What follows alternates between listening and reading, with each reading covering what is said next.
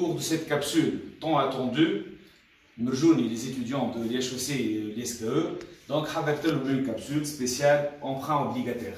Donc, c'est un exercice qui porte sur l'emprunt obligataire. Nous il est lancé. Donc, on a une balance avant inventaire.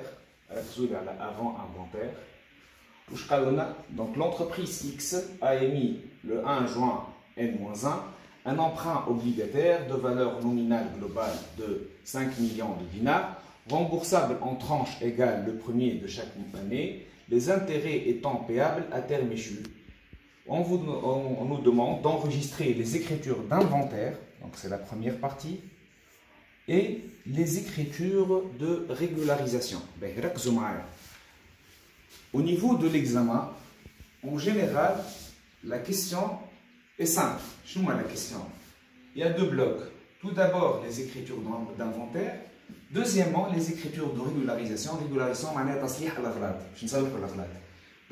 les écritures d'inventaire, au niveau de chaque chapitre, de l'emprunt obligataire, je les écritures d'inventaire, les écritures passées à la fin de chaque année.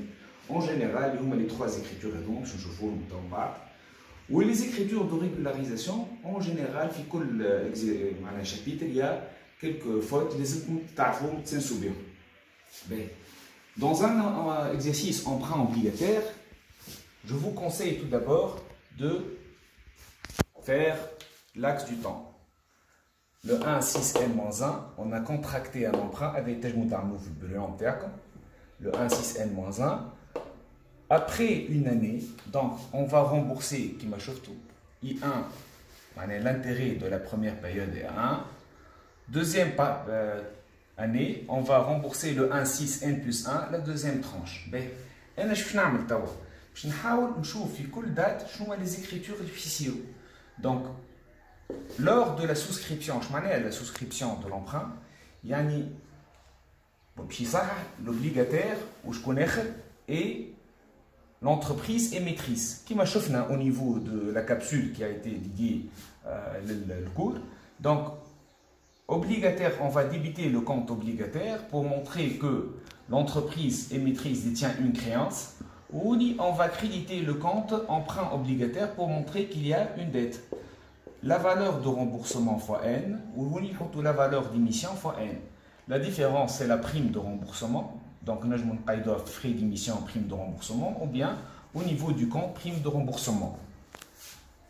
Dito, qui m'a chauffé on va solder le compte obligataire, au banque, au niveau de l'énoncé, on n'a pas précisé pour les frais d'émission aucune information, donc juste à titre point d'interrogation, je ne fasse des informations portant sur les frais d'émission. Au niveau des écritures les écritures d'inventaire au 31-12N, les fameuses, les trois écritures, et les écritures, on va reclasser la première tranche à 1. Au niveau de la capsule 1. Deuxièmement, on va déclarer la déclaration des intérêts courus non échus. Les intérêts courus non échus, c'est la partie de souscription jusqu'au 31-12 N-1. Donc, on a 7 mois. Donc, on va déclarer les intérêts échus non échus. I1 fois 7 sur 12. On va informer les utilisateurs externes qu'il y a 7 mois échus, ou donc, le paiement terme ici, le 1,6N. Et finalement, on va présenter l'écriture de résorption. L'année N plus, c'est le 31-12, c'est N-1. L'année suivante, qui commence le 1-1N, on va commencer par l'écriture de l'annulation. De l'article, on va l'annuler. Allez, je vais les 5 mois d'intérêt. On va dire lors du paiement, on va I1, A1 ou I1 plus A1. La finalité interne, la finalité, on va reproduire les mêmes écritures d'inventaire, mais au cours de l'année N. lors du deuxième inventaire. C'est l'objectif interne. Les écritures d'inventaire, comme vous voyez, l'année de référence c'est l'année N. Donc, c'est l'objectif interne. Qu'est-ce que je vais faire? Je vais présenter, puis le compte, on va se focaliser sur les soldes initiaux. Je m'en ai les soldes initiaux. La balance, c'est au 31-12 N. Donc, les soldes initiaux de N représentent les soldes finaux de N-1. Qu'est-ce qu'on va faire au cours de l'année N-1? Juste les écritures par N-1. Donc, le parti, il faut qu'on ait. L'outanée, elle concerne l'année N, donc je vais voir où il me cite le compte échéance à moins d'un an. Donc c'est lors du reclassement de la première tranche. Donc le compte, le compte il a été crédité pour un 1. Donc finalement, le solde final serait de 511 250. Je m'explique davantage. Hatina fi A1. Valeur. Donc A1 moins 0, ce sera un solde final créditeur. Le solde final créditeur, au niveau de la balance. Le compte échéance à moins d'un an, 511 250. يعني حبيت نفسر لكم كيفاش تقراو la balance. Donc نمشيو ناخذوا le solde final ونجيو للبالانس هوني نرجعوا les soldes initiaux نشوفوا وقتاش مسينا le compte هذا échéance à moins d'un an نلقاو اللي محطوط فيه 511 250. Donc هذا c'est A1. OK, on va refaire la même chose pour l'emprunt obligataire. Donc l'emprunt obligataire a un solde final créditeur, donc on a un solde final créditeur de 4 601 250. Je vais faire cette partie. Donc il faut que vous ayez pour le brillant, qui est le brillant. Maintenant, on va voir où il me cite l'emprunt obligataire. Donc emprunt obligataire, où il me cite lors de la souscription, puis je l'ai débité lors de l'inventaire, lors du reclassement. J'ai crédité le compte lors de la souscription, puis je l'ai débité lors du reclassement. Je vais mettre VR fois N, c'est le montant de l'emprunt. A1 plus A2 et ainsi de suite. Où j'ai soldé, j'ai retranché une partie liée à 1. Donc je suis prêt à le solde final, je suis prêt à VR fois N moins A1. Il y a 4 601 250. Donc je suis prêt à VR fois N égale à 4 601 250 plus A1. Donc j'aurai le montant de l'emprunt qui s'élève à 5 112 500. La logique des choses. Normalement, l'objectif interne, c'est les écritures d'inventaire. Donc, il y a une balance. La balance, c'est les informations, les inconnus internes, pour la balance. On va essayer les écritures qui savent. On va un lien entre les soldes et la balance. Donc, comme les écritures qui savent N-1, les soldes. Et finalement, le montant de l'emprunt qui s'élève à 5 112 500. Deuxièmement, je vais essayer de déterminer la durée de l'emprunt. Nous avons un emprunt de 5 millions. C'est la somme à payer chaque année. C'est l'échéance ou bien la tranche. Donc, qu'est-ce que je peux déterminer? Je peux facilement déterminer la durée de l'emprunt. Le montant global est 5 millions. Sur 511 250. Donc j'aurai à la fin 10 ans. Yani, je vais rembourser l'emprunt sur 10 ans.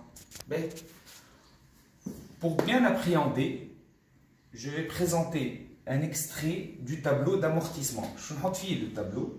Le capital restant dû début de période, donc c'est VR fois N, le nombre d'obligations réalisées, c'est la valeur de remboursement. L'intérêt, je note grand N fois Vn fois I, l'amortissement et bien sûr l'annuité. Première année, donc comme on a vu, on a le montant de l'emprunt qui s'élève à 5 112 500. comme on a vu, l'amortissement est constant puisqu'on est dans le cas d'un emprunt remboursable par tranche égale. Donc chaque année, on va rembourser le même montant, la même somme. Donc 511, 511, 250 et ainsi de suite. Donc deuxième année, qu'est-ce qu'il me reste? 5 111, je retranche 511, 250, j'aurai 4 601, 250 et ainsi de suite. Et à la fin, il me reste A1. Il est bida A2, il est bida A10. Le capital restant dû, il considère que le capital restant dû, c'est le produit. On va multiplier N fois Vn. L'intérêt. Dans notre cas, on a considéré que le capital restant dû, c'est la valeur de remboursement fois N. La valeur nominale globale égale 5 millions. Quelle est la valeur nominale globale? C'est grand N fois Vn. Grand N, c'est le nombre d'obligations. Vn, c'est la base de calcul de l'intérêt par obligation fois le taux d'intérêt. Donc, on a 5 millions fois I égale à I1. La base, c'est la spécificité de cet exercice. La valeur nominale par obligation. Dans ce cas, il a précisé au niveau de l'énoncé, c'est que la valeur nominale globale fois I égale à I1. Ben, dans le cas où l'amortissement, dans le cas où l'emprunt est remboursable par amortissement constant, la base de calcul de l'intérêt baisse, la valeur nominale fois N, 5 millions, la base globale, sur la durée. La base de calcul de l'intérêt, je t'en 500 000. يعني هوني كيفاش حسبنا l'intérêt خدينا 5 millions fois I خدينا I1. العام اللي بعده باش نعملوا 5 millions moins 500 000. On aura 4 millions 500 000. حتى لي نوصلوا في الاخر عندنا 5 millions fois I 500 000 je m'excuse fois I égale à I10. بعد لنويتي I1 plus A1 ما حشناش بها. ركزوا معايا تو واش نعمل. كيما عملت بالنسبه للéchéance ou l'emprunt obligataire, je vais refaire la même chose pour le compte intérêt couru. Je vais essayer, باش نرجع لعام N-1, باش نتفرج شويه عام N-1 وباش نشوف وين مسيتو le compte intérêt couru. مسيتو I1 لهوني. Ben, donc, je fais le compte, il est créditeur de I1 fois 7 sur 12. Narja la balance, je me focalise sur les soldes initiaux. Donc, narja le compte, le solde du compte 306 250. I1 fois 7 sur 12 égale à 306 250. I1 fois 7 sur 12. Ben, on s'est focalisé sur le compte intérêt couru 508. Le compte charge d'intérêt qui m'a dit, il a été soldé. Comme vous savez, les comptes, je vous compte à une, les comptes de la classe 6 et 7 vont être soldés lors de la détermination du résultat de l'exercice, comme l'opération de clôture. Donc en général, les soldes initiaux, les comptes de la classe 6 ou 7 qui nous défient la balance avant inventaire, mais ils doivent solder. Ou le mouvement, bien sûr, je ne vais pas. Donc, qu'est-ce qu'on va faire? Intérêt couru, I1 fois 7 sur 12, débit 0. Donc, I1 fois 7 sur 12 moins 0. On aura le solde final créditeur, I1 fois 7 sur 12, égale à 306 250. Et par conséquent, I1 fois 7 sur 12 égale à 306 250. Donc, I1 égale à 306 250 fois 12 sur 7. Donc, on aura 525 000. Et les calculs, c'est 525 000. Donc, je vais le même montant à payer. Donc, je vais le montant que je vais à 1 c'est 525 000. Donc, je vais donc, on peut déterminer I1 égale à 525 000, 525 ou triple 0. Donc, finalement, on aura le résultat. Ou le tableau, 5 millions fois I, 5 millions. C'est bon. Donc, on a 5 millions fois I égale à 525, triple 0 bas. Donc on peut déterminer le taux d'intérêt 10,5%. Donc, le montant de l'emprunt, la durée ou le taux d'intérêt. Il reste à déterminer donc, les écritures de résorption. L'écriture de la résorption, donc, le compte emprunt obligataire. وقتاش ما سينا le compte emprunt obligataire نحن شفناها الحكايه هذيا باش نشوفوا توا le compte prime de remboursement et frais d'émission. Les frais d'émission ما عندنا حتى information. Ou le compte prime de remboursement, on sait que la prime est VR moins VE fois L. Donc, ma signé la première fois le compte FEPRO lors de la souscription apparemment, puis lors de la résorption de la première écriture, on a crédité le compte S1. Donc, ma signé marqué Marahoni, on l'a débité le compte, ou Marahoni, on l'a crédité. Les zoom à Domazouz, on a donc on a VR moins VE fois L, c'est la prime. Donc on va supposer les X. Où on a crédité le compte S1. Ben, quand on a le montant à résorber, on a finalement le solde final, bien sûr, est débiteur. Le montant à résorber, on fait la formule SI, c'est la prime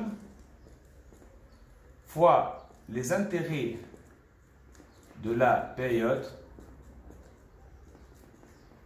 sur la somme des intérêts. Mais comme l'amortissement est constant, donc on peut avoir une petite formule. La somme des intérêts est I1 plus I10 fois I1 c'est l'intérêt de la première période, I10 c'est l'intérêt de la dernière période, fois 10 c'est la durée sur 2. Donc qu'est-ce qu'on va présenter? Les intérêts de la période. Nous avons fait l'exercice donc l'axe.